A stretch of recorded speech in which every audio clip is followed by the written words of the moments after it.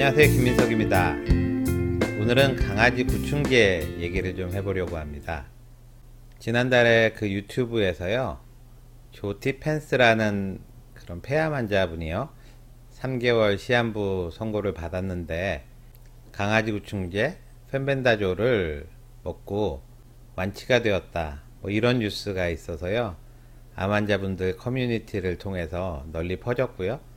또 이게 논란이 되다 보니까 여러 언론 매체에서도 다뤘고, 또 의사들도 그 위험성에 대해서 많이 권고를 했고요. 그럼에도 불구하고 환자분들이 이 강아지 구충제를 쉽게 살 수가 있으니까요, 동물병원에서 처방받아서 이걸 사다 보니까 뭐 품절이 됐다 그럽니다. 그리고 우리나라 식약처에서는 이게 강아지가 먹는 게 아니라 사람이 먹는다는 그런 정보를 듣고 이 판매를 금지하는 그런 사태까지 벌어졌습니다.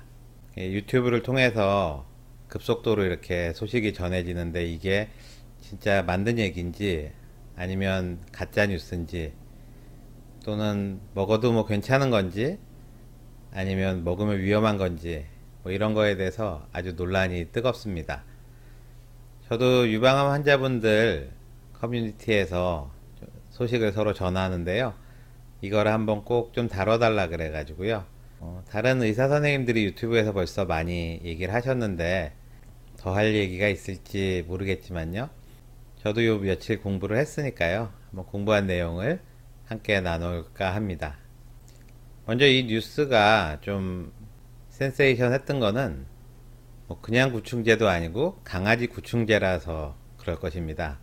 그러니까 사람이 먹는 약이 아니고 강아지가 먹는 약이라는 거죠. 그러다 보니까 이게 사람한테 들어갔을 때 위험한지 아닌지 이런 것들을 뭐 조사해 본 적이 없습니다. 하지만 뭐 비슷한 그런 구조를 가진 알벤다졸이라든지 메벤다졸 이런 것들은 이제 사람한테 쓰는 기생충 약이거든요. 이런 것들이 비교적 안전하게 그동안 사람들이 복용한 약이기 때문에 뭐 강아지 구충제 펜벤다졸도 뭐 사람이 먹는다고 해서 아주 큰 위험이 있지는 않을 것 같습니다. 또 하나는 그 폐암이라 그러면 굉장히 위중하고 또 3개월 시한부 판정을 받았다는 거는 참 난감한 상황인데, 이런 상황에서 완전히 다 나았다는 게 또 센세이션한 것 같습니다. 물론 이 조티펜스라는 환자가 펜벤다졸만 먹은 건 아니고요, 임상시험에 참여해서 신약으로 치료를 받았고 동시에 이제 펜벤다졸을 먹었다는 거죠.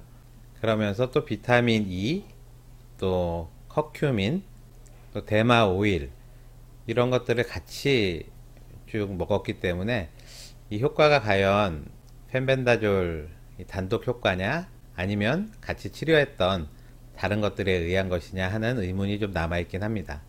제가 비록 뭐 암 환자를 직접 치료하거나 어떤 항암제를 처방하지는 않지만 그래도 암 연구를 쭉 오래 하고 있는 한 사람의 의사로서 이 강아지 구충제를 먹어도 된다 이렇게 얘기하기는 어렵습니다. 이건 뭐 모든 의사들이 마찬가지일 텐데요. 이유는 뭐 한 가지입니다. 아직 이 안전성하고 유효성이 입증되지 않았기 때문입니다. 우리 서양 의학은 기본적으로 근거 중심 의학이라 그래서 이 약이 안전한지 또 효과가 있는지를 임상시험을 통해서 입증을 해야 되고요, 그렇게 입증이 된 약만 처방할 수 있게 되어 있습니다. 이 펜벤다졸은 강아지의 기생충을 치료하는 데는 효과와 안정성이 입증되어 있으니까 강아지한테는 처방을 할 수 있지만 그 외의 다른 용도로는 사용할 수 없다. 이게 이제 서양 의학의 기본 방침입니다. 그렇다면 이렇게 조티펜스라는 분이 완치를 얻었고 또 다른 암 환자분들도 이 펜벤다졸을 먹고 효과를 봤다는 그런 소식을 조티펜스한테 보냈다 그러는데요, 그럼 얼른 빨리 이 펜벤다졸을 암 환자들한테 써서 효과를 입증하면 되지 않느냐, 이런 의문이 드실 텐데요, 이게 참 말처럼 쉽지가 않습니다. 이게 이제 임상시험이란 거를 거쳐야 되는데요, 기본적으로 펜벤다졸이라는 약은 이미 특허가 다 풀려가지고 아주 저렴하게 나와 있는 약이거든요. 그래서 이 약의 효과를 검증을 하고 싶은데 이걸 만든 제약회사에서는 그 효과를 입증해서 암 환자한테 쓴다고 하더라도 지금 뭐 한 알에 5,000원 하는 약을 뭐 50만 원 이렇게 팔 수는 없거든요. 왜냐하면 이미 특허가 풀렸기 때문에 효과가 입증되는 순간 복제약들이 많이 나올 거거든요. 그러니까 효과가 있는지 없는지를 증명하려면 임상시험을 해야 되는데, 그 임상시험이라는 게 이미 아시겠지만 1상, 2상, 3상을 거치려면 상당히 많은 돈이 들어갑니다. 1상에서 그 안전성하고 유효 그 용량을 결정하고요.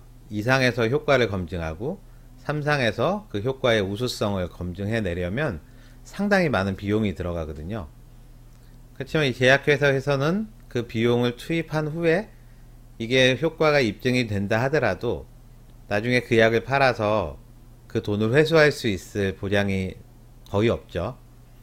그렇기 때문에 제약회사 입장에서는 이 펜벤다졸의 항암 효과를 검증하려고 하지 않을 것입니다.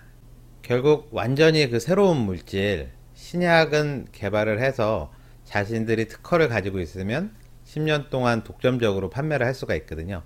그런 약을 개발하기 위해서는 엄청난 비용이 들어가더라도 임상시험을 하겠지만 나중에 성공을 하게 되면 엄청나게 비싼 값으로 그 약을 팔 수가 있잖아요. 그래서 임상시험을 해내겠지만 이렇게 이미 만들어져 있는 약은 돈을 많이 주고 임상시험을 해서 성공을 하더라도 나중에 돈을 회수할 수 없다는 그런 문제가 있습니다. 그러다 보니까 이 제약회사에서는 임상시험을 할 수가 없고요. 궁금한 사람이 이제 임상시험을 해야 되는데 그런 거를 이제 연구자 주도 임상시험이라고 합니다. 그러니까 뭐 제가 그게 궁금하다 그러면 제가 환우분들을 모셔다가 이제 펜벤다졸을 써서 항암 효과를 이제 증명하는 거죠. 근데 이것도 쉽지는 않습니다. 그렇게 임상시험에 들어오게 되면 그 환자분이 그 치료받는 과정에서 드는 일체 의료비하고 또 뭐 여러 가지 검사비 또는 왔다 갔다 교통비 이런 것까지 다 제가 부담을 해야 되거든요. 그러니까 이게 상당히 힘든 일이겠죠. 그래서 기존에 다른 용도로 쓰던 약, 이런 펜벤다졸 같은 경우에는 강아지 기생충약으로 쓰던 거죠. 다른 용도로 쓰던 약이 항암제로서 어떤 효과가 있을지 모르겠다. 이런 의심을 받는 약들이 상당히 많습니다. 그래서 이런 거에 효과를 검증해서 암 환자들한테 널리 쓰게 해야겠다 하는 게 리두 프로젝트라고 있습니다. 그러니까 리는 리퍼포싱이라는 거고요. 그러니까 목적을 새롭게 한다는 거죠. D는 드럭, O는 온콜로지라고 해서 암인데요. 그래서 리두 프로젝트는 다시 말해서 기존에 다른 용도로 쓰던 약을 항암제로 개발하는 프로젝트입니다. 근데 이 프로젝트는 아까 말씀드린 것처럼 이미 특허가 풀린 약들이기 때문에 막대한 임상시험 비용을 감당하려는 그런 제약회사는 없고요. 대부분 연구자들이 연구비를 받아서 임상을 하기 때문에 제약회사에서 하는 임상만큼 빠르게 진행이 안 되고 있습니다. 지금 리드 프로젝트라는 그 비영리 단체거든요. 그 홈페이지에 들어가 보면 한 290가지 정도의 약들이 쭉 나와 있고요. 우리가 뭐 다른 용도로 흔히 쓰던 약들입니다. 그 중에 한 70가지 정도는 상당히 항암제로 쓸 수 있을 걸로 기대가 되는데요. 그 안에 펜벤다졸은 이제 들어있지 않고요. 왜냐하면 이거는 사람한테는 허가가 안 돼 있고 강아지한테 허가가 돼 있는 거기 때문에 그거랑 비슷한 알벤다졸하고 메벤다졸은 충분히 항암제로 사용할 수 있을 가능성이 있다. 이래서 그 리두 프로젝트 안에 등재가 되어 있습니다. 뭐 리두 프로젝트에서 지금 항암 효과를 검증하고 있는 약들을 보면 당뇨약 중에서 메포르민이라고 있죠. 그 메포르민도 지금 항암제로서 검증을 하고 있고, 또 고지혈증 치료제로 많이 먹고 있는 스타틴이라는 약물, 또 속이 쓰릴 때 먹는 위장약 시메티딘, 또 무좀일 때 먹는 이트라코나졸이라는 거, 또 여드름 치료제인 이소트레티노인 같은 약, 여기에 더해서 기생충 약 중에는 메벤다졸이 가장 유망한 약으로 연구가 되고 있습니다. 그렇다면 이 펜벤다졸이나 메벤다졸, 알벤다졸 같은 약들은 어떻게 해서 항암 효과를 나타내느냐? 이거는 다른 뉴스에도 많이 나왔지만요. 우리 세포가 모양을 만들고 또 세포 분열을 하기 위해서는 마이크로 튜블, 미세 소관이라는 게 있거든요. 그게 뭉쳐졌다가 흩어졌다, 뭉쳐졌다 흩어졌다 해야 되는데요. 유방암이나 여러 암에 많이 쓰는 탁솔 계열의 항암제, 그러니까 도세탁셀이라든지 파클리탁셀 같은 경우에는 이 미세소관이 한번 뭉치면 풀어지지가 않는 겁니다.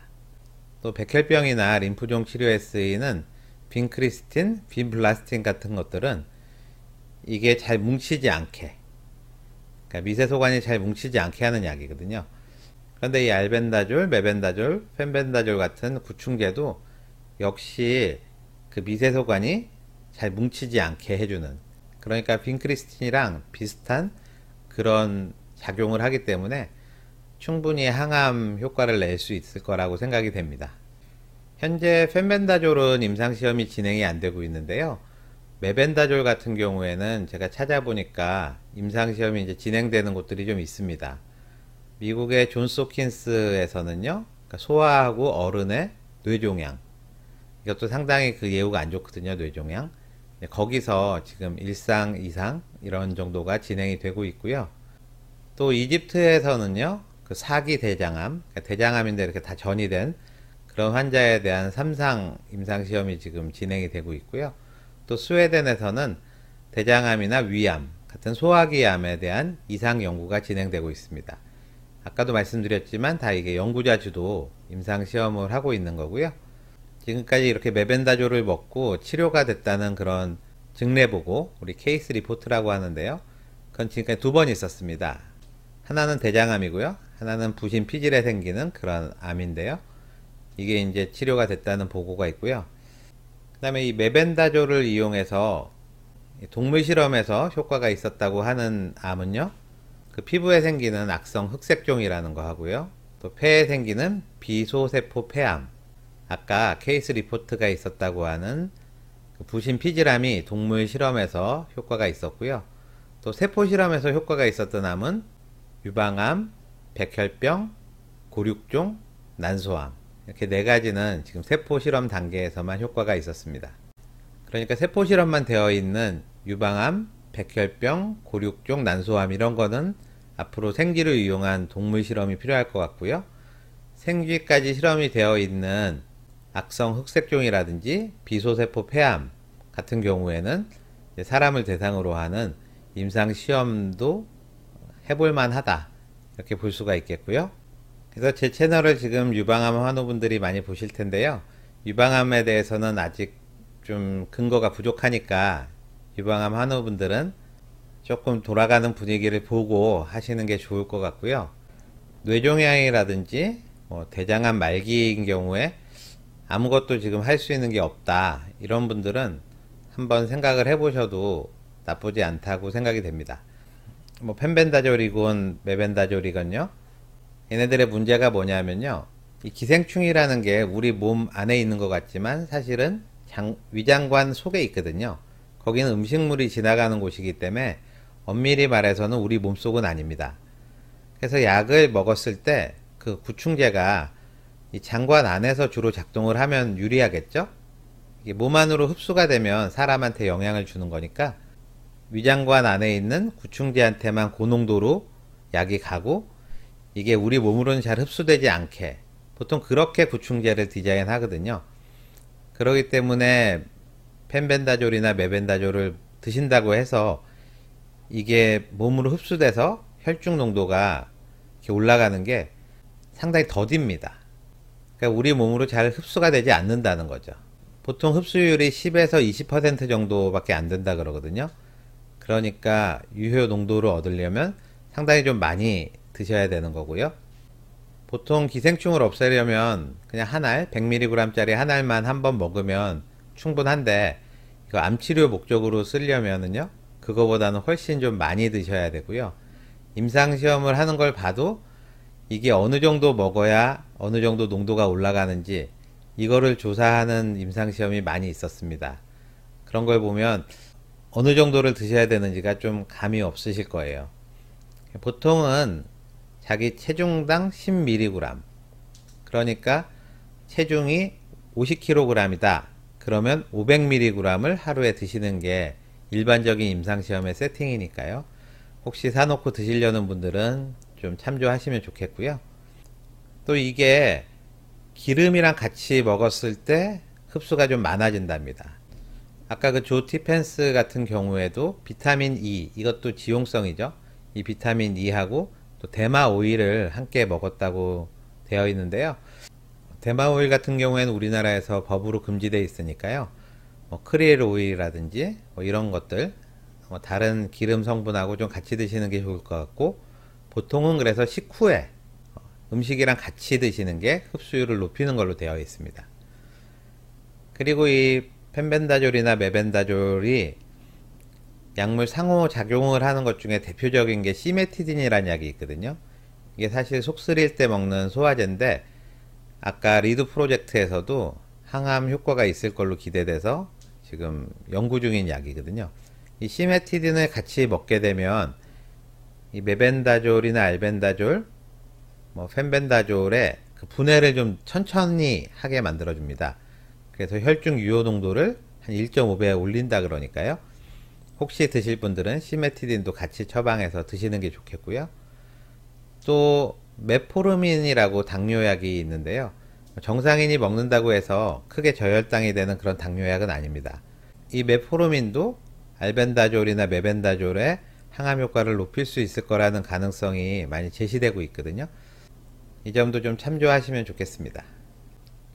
요약해서 말씀드리면요, 이 구충제가 항암 효과가 있을 가능성은 상당히 높지만 이게 임상시험에서 증명되기는 좀 어려움이 있다, 그런 말씀 드리고요. 지금 치료할 수 있는 게 전혀 없는 그런 뇌종양이라든지 또는 전이성 대장암 환자인 경우에는 한번 해보는 거를 고려해 볼 수 있다는 거 말씀드리고, 또 그때 시메티딘이라든지 메포르민을 같이 드시면 더 효과가 클 가능성이 있다는 말씀도 드리고요. 또 기름 성분하고 같이 드시거나 또는 음식물과 함께 그 약을 드시는 게 흡수를 높일 수 있다는 거 말씀드리고요. 이게 비교적 안전하지만 이렇게 많이 흡수가 되면 간에 독성이 있을 수도 있고요. 또는 이렇게 백혈구나 혈소판 수치가 떨어질 수도 있습니다. 다른 항암제하고 항암 기전이 비슷하기 때문이죠. 그렇기 때문에 만약에 주치의 선생님이랑 같이 어떤 치료를 받고 있는 중에 하신다 그러면 꼭 주치의 선생님한테 말씀을 드리시고요. 주치의 선생님이 이분이 강아지 구충제를 먹고 있구나, 이 정도는 알고 계셔야 이제 다른 치료를 할 때 혼선이 없으니까 꼭 말씀은 드리시는 게 좋겠습니다. 물론 뭐 말씀드려가지고 좋은 얘기 듣기는 어렵겠지만 그래도 말씀은 드리는 걸로 하셨으면 좋겠습니다. 지금 사놓으신 분들 중에 하여튼 다른 치료 잘 되고 계신 분들은 괜히 먼저 이렇게 드셔보시지 마시고요. 잘 가지고 계시고, 또 지금 다른 치료를 받지 못하고 계시는 뭐 사기 대장암 환자분이나 뇌종양 환자분들은 주치의 선생님이랑 상의해서 한번 시도해 보시는 것도 나쁘지 않을 것 같습니다. 또 이 제약회사에서 별로 관심을 갖지 않는 약이라도 그 효능을 검증해서 환자분들에게 도움을 드릴 수 있도록 연구자 주도 임상시험이 좀 활발하게 이루어졌으면 좋겠고요. 저희 연구센터에서도 그럴 수 있도록 노력하겠습니다. 감사합니다.